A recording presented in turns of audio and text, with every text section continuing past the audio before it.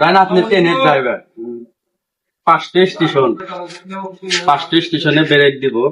প্রথম স্টেশনে একজন নামছে, একজন উঠছে। পরের স্টেশনে দুজন নামছে, দুজন উঠছে। তারপর স্টেশনে নামে নাই। আর পরের স্টেশনে দুইজন নেমে একজন উঠছে। তাহলে ড্রাইভারের বাবার নাম কি?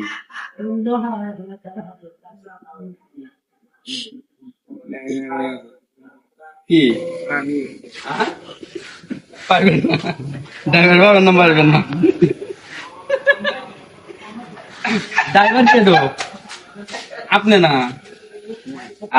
তাহলে আপনি পাবেন না, আপনি জানেন।